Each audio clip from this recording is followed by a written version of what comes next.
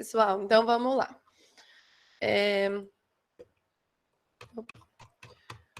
Hoje a gente vai continuar falando da questão da acústica dos recintos fechados, que nós começamos na aula passada, né? Então a gente viu que não adianta só nós termos um tempo de reverberação adequado na sala se ela não tiver um formato que faça uma boa propagação do som. Então, para a gente ter uma boa acústica, a gente vai precisar ter as duas características. Então, o tempo de reverberação, que vai estar relacionado também aos materiais que revestem essa sala, e também nós vamos ter que ter um formato de sala que faça uma boa propagação. Então, hoje, a gente vai falar um pouquinho sobre alguns formatos de sala, quais são as características que acontecem nesses ambientes, e nós também vamos falar sobre os espelhos acústicos, que é a atividade que vocês têm para hoje, tá? E depois até a gente vai falar um pouquinho também sobre alto-falante. Então, vamos lá. Então, primeiro eu vou mostrar aqui para vocês alguns formatos de salas, vou mostrar alguns exemplos, e a gente vai ver algumas relações entre as dimensões da sala, como que o som se propaga nelas. Lembrando que todas as superfícies que a gente tem na sala, então as paredes, o teto, o piso, todas elas vão funcionar como se fossem espelhos. Então, o som ele bate nessas superfícies e essas superfícies vão direcionar o som, quando ele se reflete, elas vão direcionar ele para uma certa direção. Então, isso vai depender do formato da superfície. Então, a superfície plana, com o mesmo ângulo que o raio bateu na parede, ele vai ser refletido. Quando a gente tem superfícies côncavas e convexas, elas também vão funcionar como espelhos. Então, superfície côncava vai concentrar o som e superfícies convexas vão espalhar o som. Tá? Então, a gente sempre tem que lembrar disso, que todas as superfícies estão fazendo reflexão e, por isso, elas vão direcionar o som de acordo com o seu formato, tá?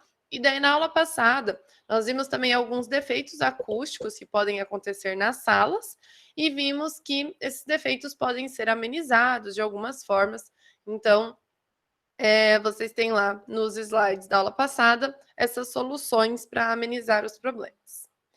Então, vamos começar aqui com salas com formatos retangulares. Então, a gente chama esse tipo de sala de caixa de sapato, tá? Então, o formato de um paralelepípedo.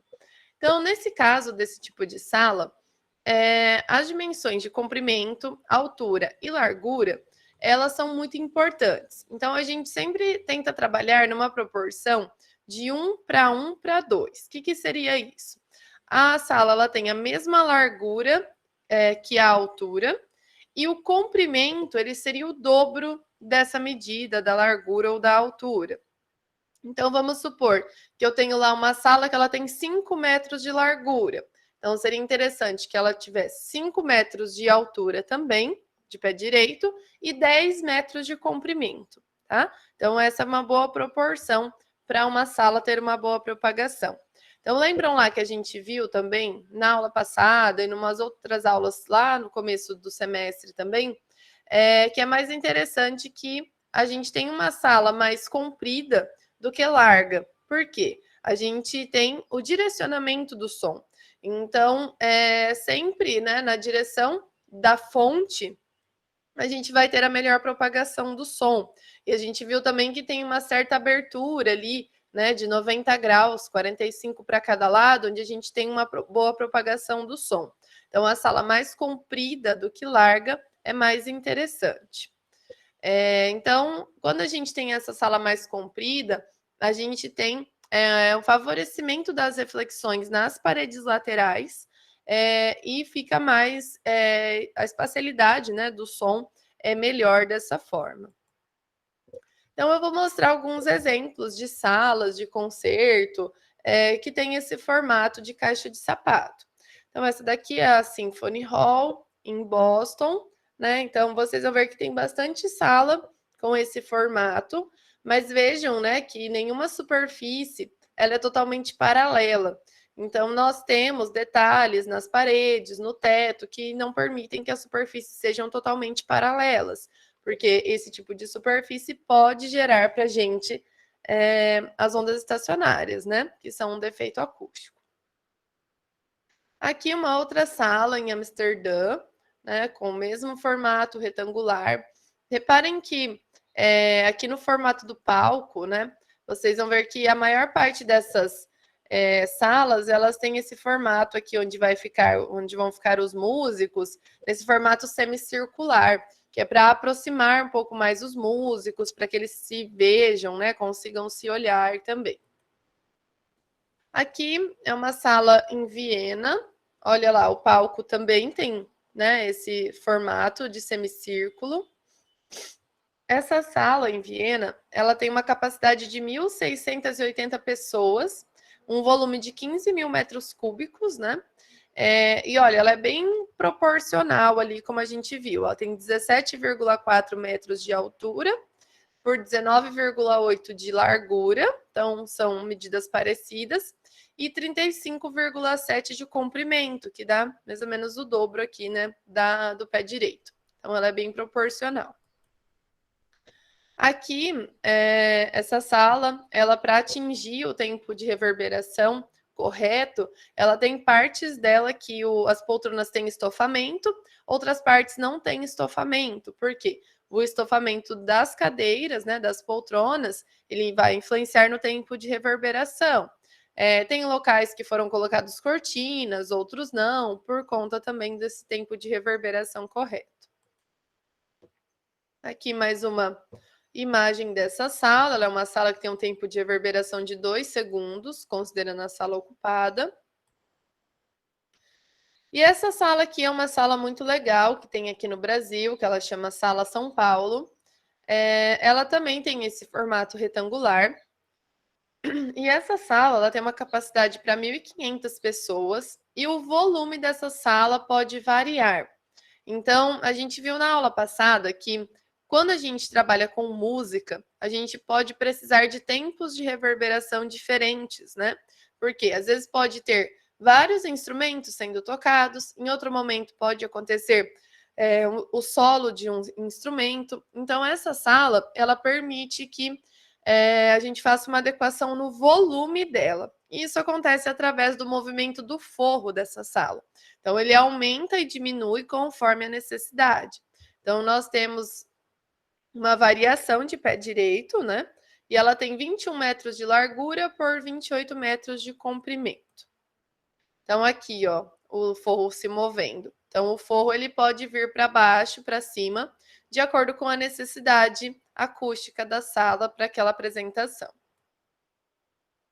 Aqui dá para ver em corte, ó, as plaquinhas do forro. E aqui num outro sentido. Aqui uma outra sala de concertos em Lucerne, uma capacidade de 1.800 lugares. Também com um formato de caixa de sapato, apesar dela ter, assim, algumas partes um pouco mais sinuosas, como vocês podem ver aqui na planta, ó, ela tem um formato mais retangular, mas ela tem, né, alguns formatos um pouco mais sinuosos aqui nas laterais. Aqui uma outra imagem. Vejam, né, o formato dos músicos, nesse formato de semicírculo também. Agora, o formato em leque. O formato em leque a gente vê bastante também em teatros, né, em auditórios. Porém, esse formato ele tem um pequeno defeito, que é o quê? A gente tem aqui, né, a nossa fonte. O som da fonte, quando ele bate nas superfícies laterais, que seriam as superfícies que vão fazer as primeiras reflexões, ao invés dessas superfícies elas mandarem o som para o centro, onde estão as pessoas, pelo formato elas acabam jogando o som lá para o fundo. Tá? E aí essa parte central aqui, ela acaba não recebendo as primeiras reflexões laterais. Então, esse é o defeito que teria nesse tipo de formato de sala. Porém, é possível que a gente projete aqui nas paredes placas, né, acústicas, espelhos acústicos que façam essa reflexão para a parte central.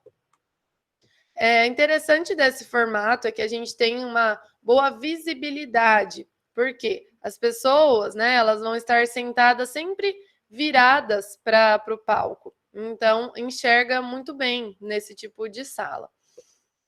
Também a gente não tem, né, nenhuma superfície paralela, então isso evita que aconteçam as ondas estacionárias. Então, é um formato interessante. O único defeito é esse, da parte central não receber ali o som, né, da primeira reflexão, mas é algo que pode ser resolvido. Então, é esse tipo de formato aqui, que a gente até viu lá no comecinho do semestre, que os gregos e romanos já utilizavam, né, essa plateia em formato aqui de semicírculo, que dá uma visibilidade muito boa. Aí a gente tem também o formato em leque invertido, que ao invés, né, da fonte ficar nesse ponto, ela ficaria nesse ponto aqui. Nesse caso, esse problema da parte central aqui, ele é resolvido, né, pelo formato das paredes laterais, o som ele vai para o centro da sala. Porém, o defeito desse tipo de formato aqui de ambiente é a visibilidade, porque quando a gente põe as cadeiras aqui, as pessoas às vezes ficam muito afastadas da fonte, né? Elas ficam muito aqui para os cantos.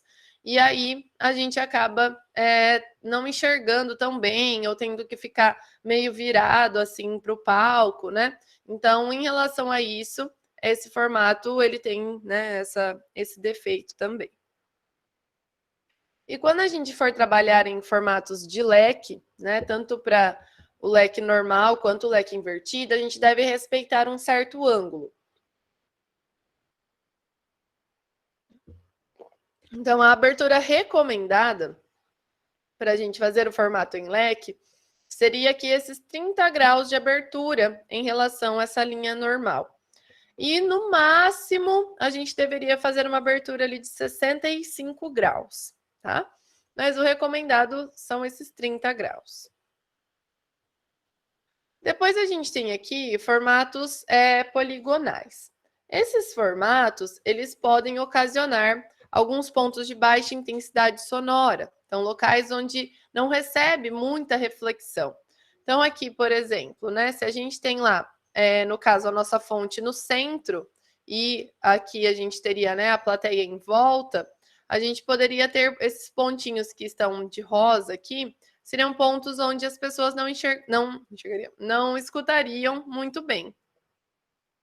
Mudando aqui a posição da fonte, a gente continua tendo áreas onde as pessoas não escutam muito bem e uma área de concentração maior do som. Né? Aqui um formato de pentágono com a fonte aqui, a gente tem algumas áreas de baixa intensidade do som também. Então, esse tipo de formato a gente deve evitar quando a gente quiser fazer uma sala que é voltada para essas questões acústicas, né?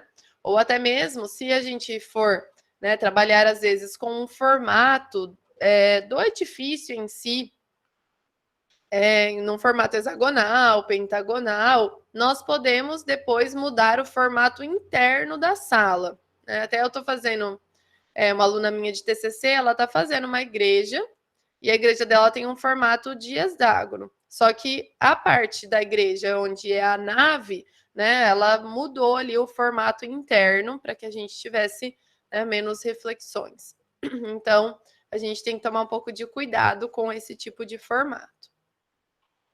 E por último, o formato de ferradura, que ele é um formato bem parecido com o formato ali de leque, né? Então, ele acaba tendo o mesmo defeito acústico que o formato em leque, que as primeiras reflexões acabam não vindo para essa parte central.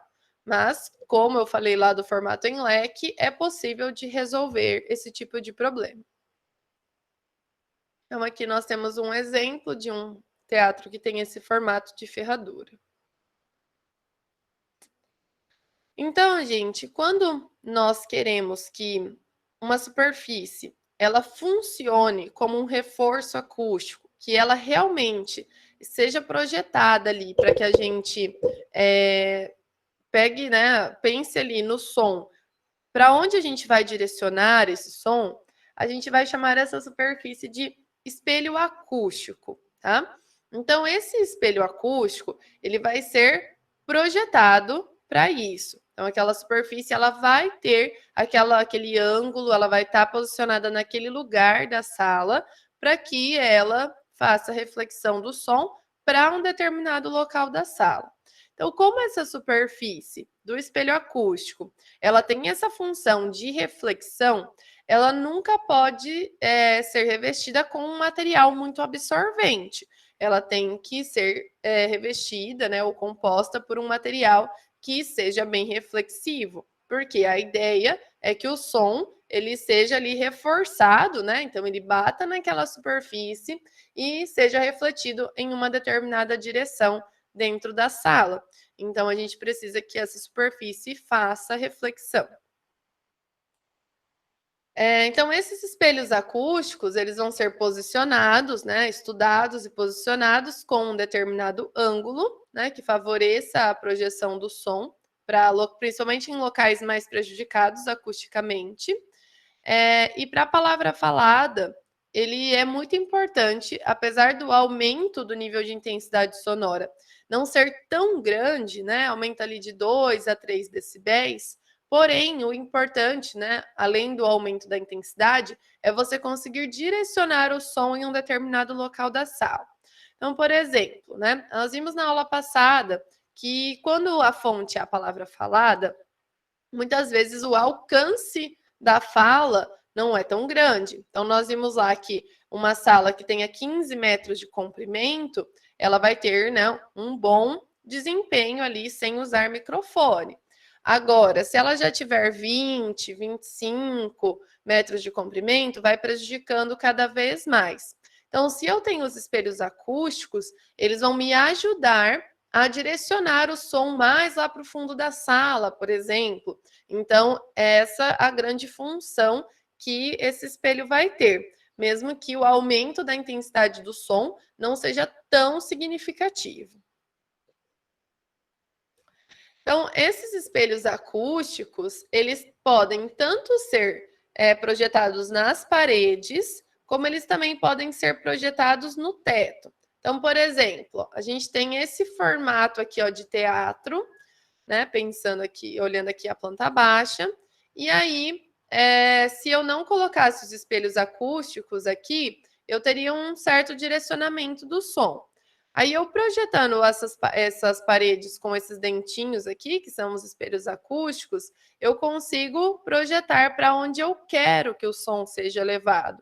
Então, o som vai bater aqui e vai vir para cá. O som vai bater lá, vai vir para cá. Então, eu vou projetar isso para onde eu quero que o som vá. Então, esses espelhos acústicos, né? Quanto mais, se for no teto principalmente, né? Quanto mais baixos eles puderem ser instalados, melhor vai ser a propagação do som. Por quê? Nós vimos lá nas propriedades do som que o som ele vai perdendo a sua intensidade conforme vai ficando mais distante. Então, quanto menor for o caminho que o som percorrer, mais intenso vai ser o som que a minha plateia vai perceber. Porém, o espelho acústico sempre tem que estar acima do nível da cabeça da audiência, né? Para que a gente evite a absorção do som refletido. Então, para a música, além da gente projetar esses espelhos acústicos para ter um reforço sonoro da plateia, nós também podemos fazer os espelhos acústicos para promover um retorno para os músicos. Então, vocês já repararam, quando a gente vai num show, algo assim, que a gente tem as caixas de som que ficam viradas para o público e a gente tem as caixas de som que ficam viradas para os músicos, que são chamadas de retornos. Então, o músico ele precisa ouvir aquilo que está sendo tocado. Então, no caso aqui, a gente está pensando em uma sala sem alto-falante, né? Então, os músicos, eles também precisam desse retorno. Então, a gente pode fazer espelhos acústicos no palco que vão retornar o som para os músicos. Então, sempre a gente tem que pensar ali certinho, né, para a função daquele teatro, quais são as necessidades para ele, de acordo com é o tipo de fonte sonora que a gente vai ter. Professora, Oi. se eu for fazer esses dentinhos na lateral, ele tem que ser uma superfície que eu vou colocar na parede ou posso fazer ela sendo a minha parede? Pode já ser a parede. Então tá É que bom, às vezes, obrigada. assim, se for um local já existente, ou até mesmo pelo formato, às vezes, externo que você quer dar, daí você pode fazer algo que venha como um revestimento. Mas não tem problema, pode ser a própria parede ou pode ser algo que é colocado por cima dela. Tá bom, obrigada. Prof. Professora, Oi. aqui o Centro de Convenções, né, de Mandaguari, quando eu estava fazendo a apresentação, eu achava horrível essa coisa para ouvir o que eu estava tocando. Eu acho horrível que o Centro de Convenções com isso. O que você Então, acha, assim? é que assim, para a palavra falada, não é interessante ter o retorno para a pessoa. Agora, para a música é interessante, entendeu? Então, fica aquela questão, né? Igual, é um ambiente que acaba sendo projetado para várias funções e acaba não atendendo as funções direito, né? Que é aquilo que a gente falou na aula passada, dos espaços de múltiplo uso. Então, assim, ou o ambiente ele se adapta, né, para ficar perfeito para uma situação ou para outra, ou acaba tendo esses problemas, né? Porque daí fica voltando o som e para a palavra falada isso não é interessante. Porque quando eu estava, que eu estava piano, né? Aí, quando eu tocava, todo mundo falava que estava ótimo, estava normal, mas eu não conseguia ouvir e acaba, tipo, errando muito mais. Sim, aqui Você eu acho não que o Centro de conseguia ouvir. Entendi que você estava falando e voltava. Então você estava tocando e você não conseguia ouvir o que você estava tocando, é isso? Isso. Ah, tá. Aqui, Então aqui não dá assim, né? falta esse retorno daí, então. Mas esses espaços geralmente que tem, né, vão atender diversos tipos de apresentações, né? Então ali vai ter uma reunião, vai ter uma apresentação de um stand-up, vai ter uma apresentação musical, dança, acaba que não atende a tudo, né? Fica complicado. Professora, no caso, assim, teria como, se eu fosse colocar, por exemplo, como se fosse um revestimento por cima da parede, tanto faz ele ser móvel ou fixo, ou ele sendo fixo, ele tem mais, tipo assim, ele é mais efetivo, assim, porque ele vai ficar parado no ângulo certo.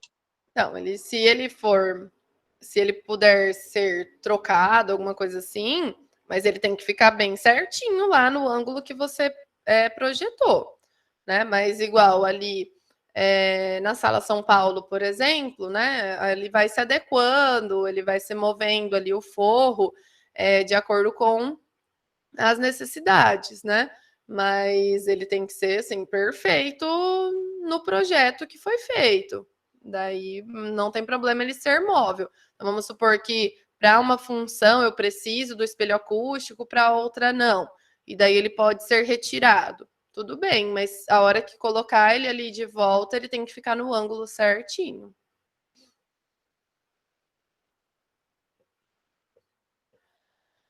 Pessoal, então agora eu vou explicar para vocês aqui como que a gente determina os espelhos acústicos. E eu fiz um videozinho que tá lá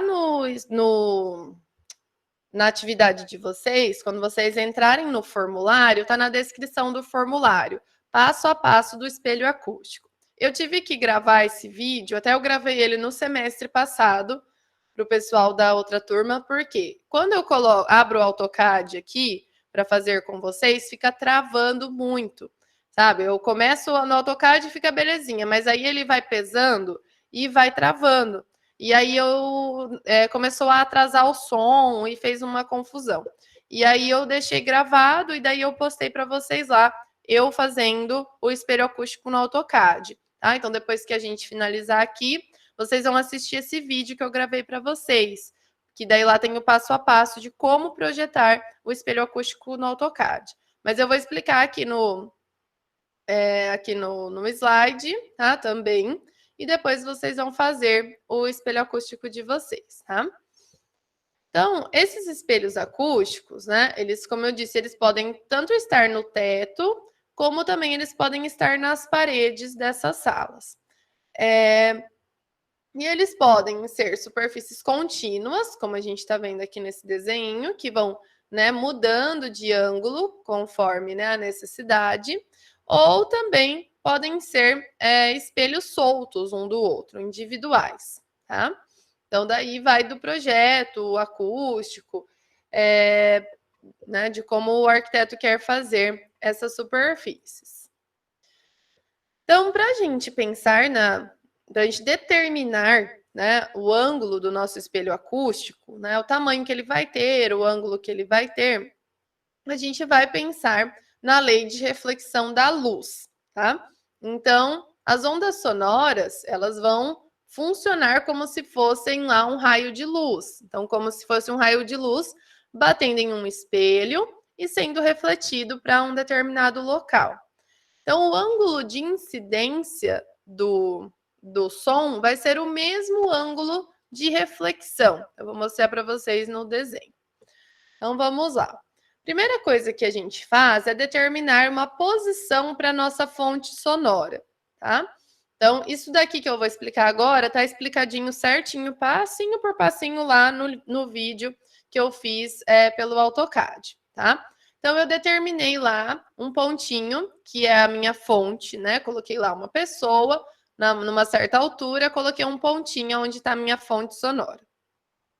Se a minha fonte sonora ela for móvel, eu posso considerar vários pontos e ir refazendo esse procedimento várias vezes, tá? Mas no caso do exercício de vocês, vocês vão determinar um local fixo para a fonte e vão fazer o projeto do espelho acústico de vocês, tá? Então, esse é o primeiro passo, determinar lá onde está a nossa fonte.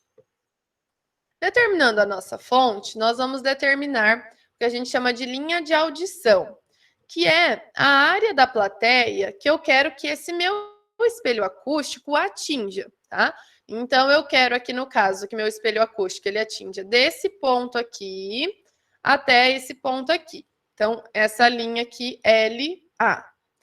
Essa linha LA, para a gente determinar a altura dela, nós vamos utilizar o que a gente tem lá como altura de audição, que seria esse 1,12 m do chão. Tá? Então, o nosso ouvido está a 1,12 m do chão quando estamos sentados. Tá? Então, a gente tem essa altura aqui, ó, tá? De 1,12 m, que a gente vai fazer essa linha de audição aqui. Então, o espelho acústico, a gente pode atingir, assim, cada espelho, uma parte da plateia. No exercício de vocês, vocês têm que projetar pelo menos 2 espelhos acústicos. Então, vocês vão dividir lá a plateia em 2 partes, tá? Então, poderia dividir em 2, em 3, em 4. Então, eu estou exigindo que vocês dividam pelo menos em 2 partes. Então, vocês vão ver lá. Eu quero que um espelho acústico atinja dessa parte até essa parte da plateia e o outro espelho acústico atinja dessa parte até essa parte da plateia. E aí, depois que a gente determinou aonde está a nossa fonte, a gente determinou a nossa linha de audição, a gente vai escolher um ponto, que é esse ponto 1 aqui, que é a partir desse ponto 1 que nós vamos projetar o nosso espelho acústico, tá? Então, esse vai ser um ponto que vai estar no nosso espelho acústico. E a gente vai determinar o seguinte: o som, ele vai sair aqui da minha fonte, ele vai bater aqui no ponto 1 que eu determinei, e aqui do ponto 1, o som ele tem que ser refletido para o primeiro ponto aqui da minha linha de audição, tá? Então, por quê? Eu estou pensando que o som vai sair daqui, ele vai bater aqui nesse primeiro ponto do espelho e vai ser refletido para esse pontinho L aqui.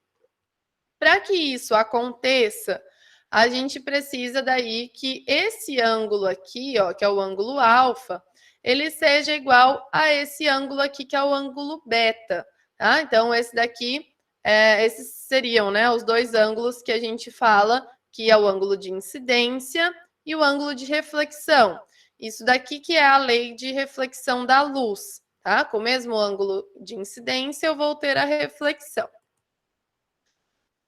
Então, a gente vai traçar aqui, né? Essa reta que vai do ponto da fonte até o ponto 1 e do ponto 1 até aqui no ponto L. E aí, então, eu vou ter ângulo de incidência e ângulo refletido. Linha de incidência, né, do som, e linha que representa o meu som refletido. E aí eu explico bem certinho no vídeo lá que eu fiz no AutoCAD, que a gente tem que achar aqui a bissetriz desse ângulozinho que formou aqui, ó, entre a reta de incidência e a reta de reflexão. Então, a gente vai achar a bissetriz desse ângulo, que seria o quê? O meio do ângulo, tá? A linha do meio do ângulo. E aí, com essa bissetriz, a gente consegue traçar uma linha aqui paralela à bissetriz, perpendicular à bissetriz, desculpa, que vai ser a linha do nosso espelho acústico, tá? Então, a gente determina essa linha que divide esse ângulo ao meio, traça uma linha perpendicular a ela aqui, e aí nós vamos ter esses dois ângulos iguais. Alfa vai ser igual a beta. E essa linha que eu tracei aqui, ela vai ser a linha que contém o meu espelho. Depois que a gente determinou essa linha do espelho, a gente vai, então, determinar uma imagem, tá? Aqui atrás, em relação ao espelho. Então, como que a gente faz isso?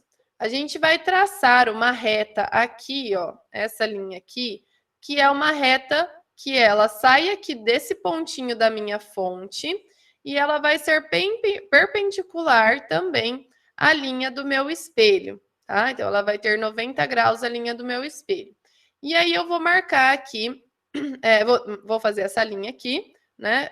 E aí, a gente vai traçar uma reta auxiliar que vai da fonte em direção à reta, né, ali que contém o espelho, ó.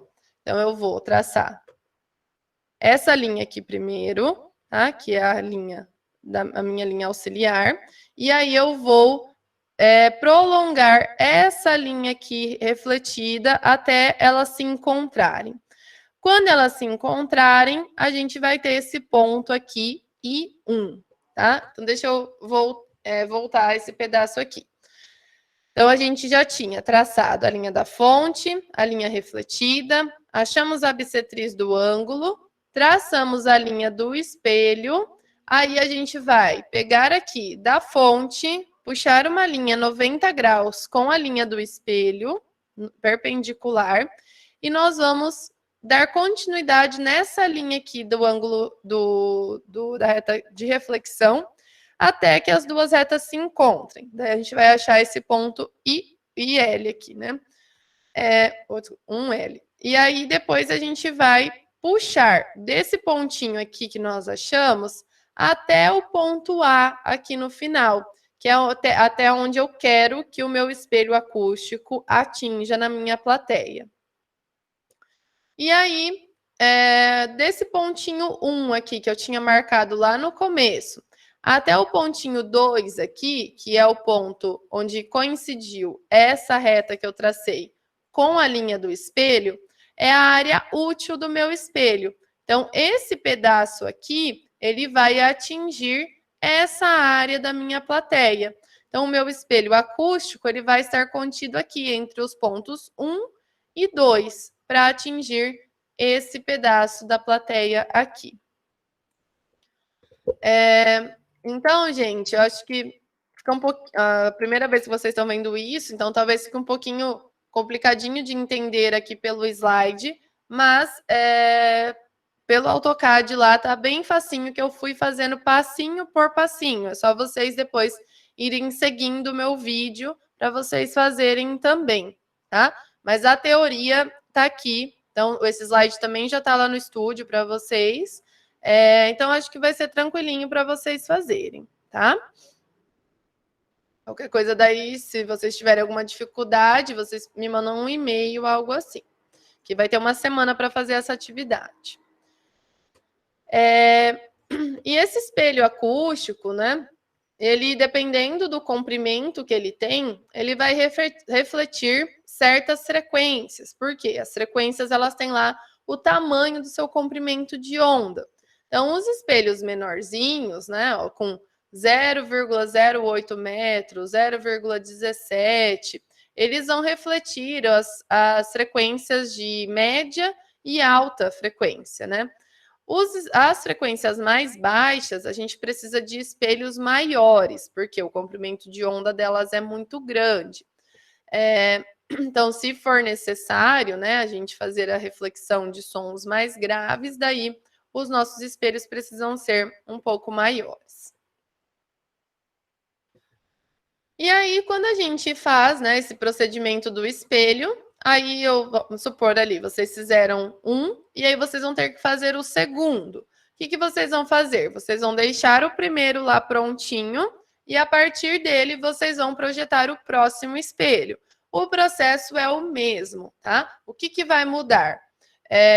A área da plateia que você quer atingir. Então, a sua fonte vai continuar no mesmo lugar, só que agora você vai atingir a outra área da plateia, então você vai ter um ângulo diferente ali de incidência e de reflexão, tá? Então é só ir projetando um espelho grudadinho ali no outro. Se eu for fazer espelhos individuais, que são espelhos que têm esses espacinhos entre eles, a gente pode ter sons que vão se perder entre os espelhos, tá? Então, tem que tomar um pouquinho de cuidado ali com esses espaçamentos entre eles. É mais interessante quando um espelho é grudadinho no outro. E se a gente fosse fazer isso na parede, o processo é o mesmo. A única diferença é que, ao invés da gente trabalhar com o corte, a gente trabalharia na planta baixa, tá? Mas seria o mesmo processo que a gente fez aqui para fazer no teto, a gente faria na parede, mesma coisa. Beleza, gente? Então, essa partezinha aqui tem que vocês vão fazer nessa atividade que eu abri hoje para vocês, tá? Então, como eu já disse, depois vocês assistam o outro vídeo que eu coloquei para vocês lá. E aí vocês vão fazer a atividade. Se tiverem alguma dificuldade, vocês entram em contato comigo, tá? Ô, prof. Oi.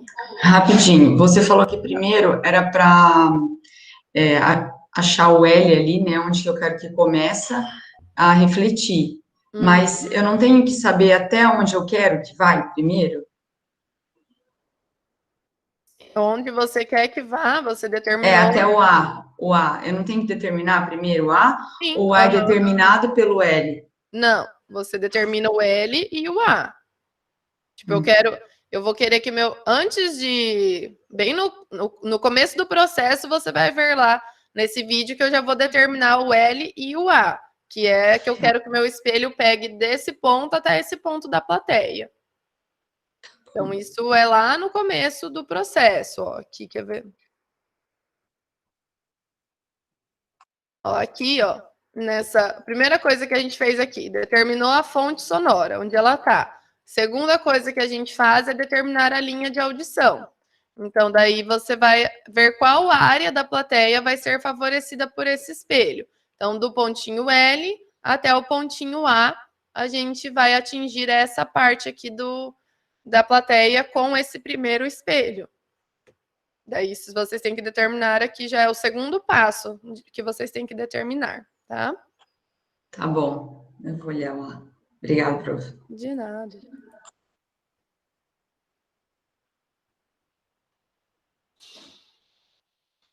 E agora, para a gente finalizar aqui, vamos falar um pouquinho dos alto-falantes.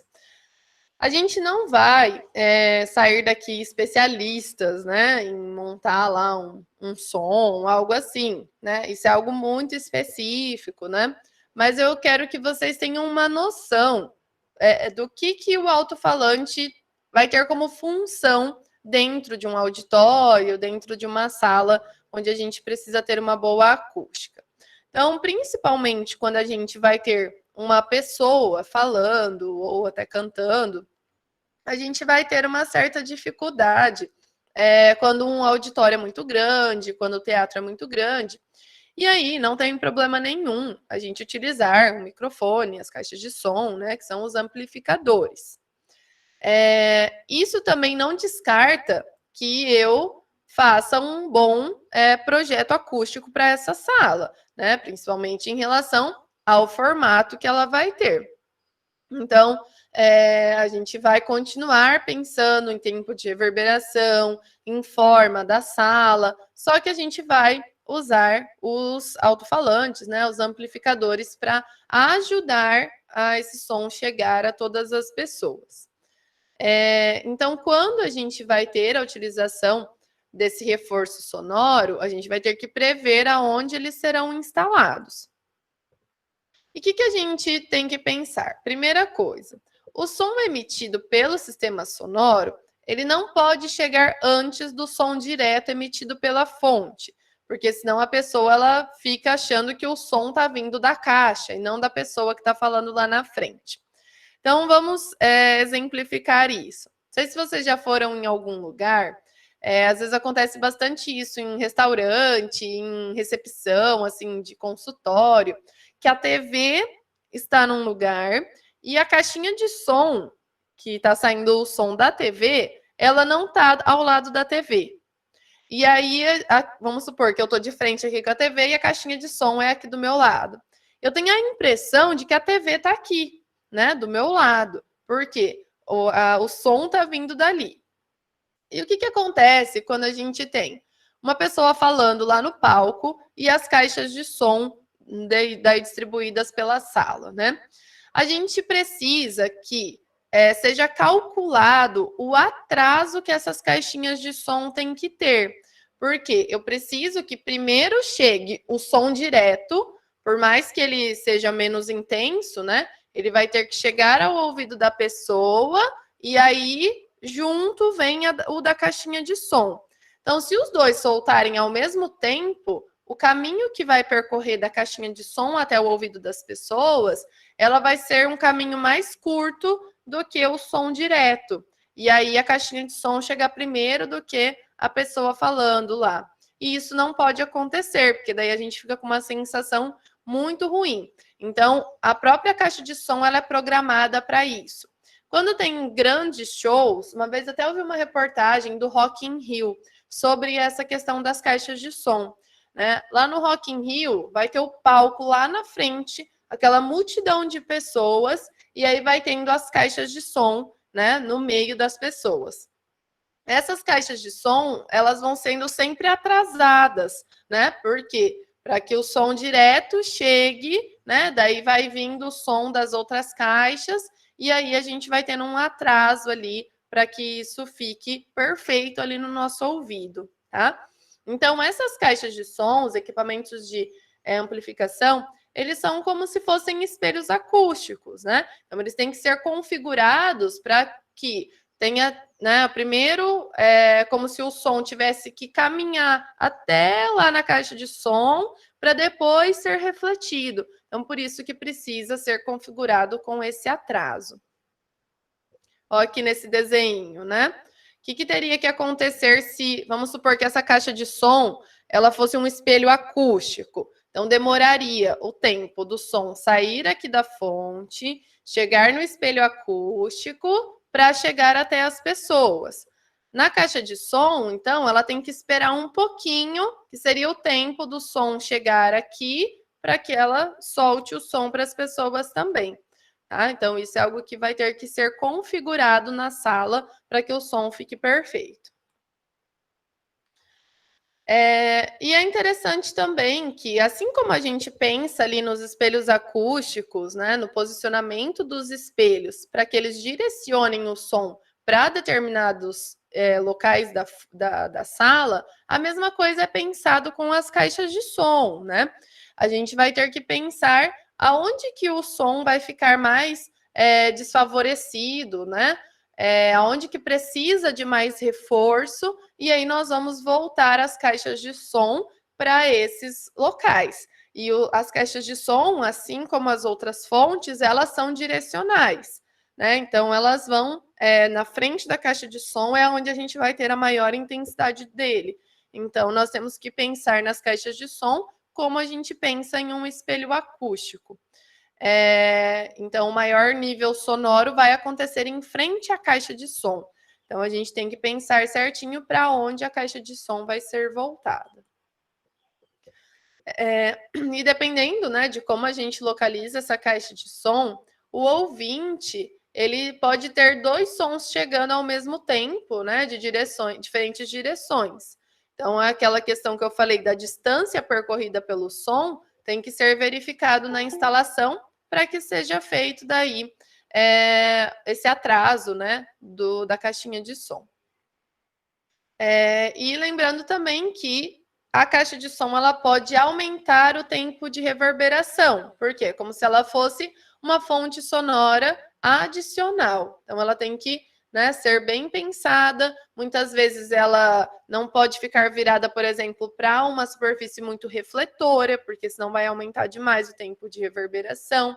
Então, é interessante que sempre a caixa de som ela fique virada para as pessoas, porque além da questão da direcionalidade, as pessoas vão absorver esse som. Então, nunca vou voltar a caixa de som para uma superfície reflexiva, sempre para um local de absorção, que de preferência deve ser o público. Então, pessoal, por hoje é isso. Vocês têm alguma pergunta? E daí eu quero que vocês assistam agora esse outro vídeo gravado, tá? Que eu passei para vocês. E aí tentem fazer o exercício, tá? Não deixem para... Tem uma semana para vocês fazerem, tá? Até a terça que vem. Mas não deixem para a última hora, tá? Que daí se vocês precisarem de alguma ajuda, alguma coisa, vocês vão ter tempo aí de entrar em contato comigo e daí de eu responder vocês certinho, tá? Alguém quer perguntar alguma coisa?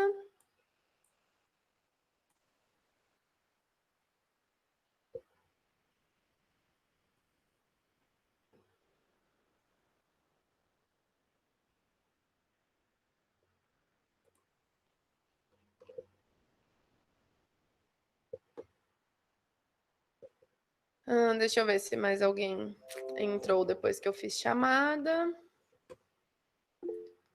Alexia.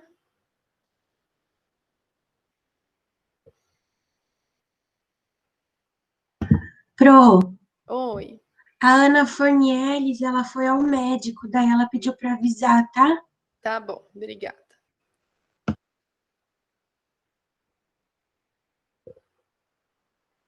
Beatriz Maiolini. Eu marquei.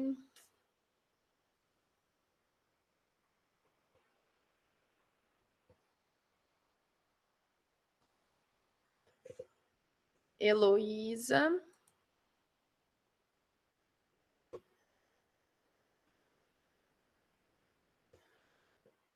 Júlia Kozek. Joyce.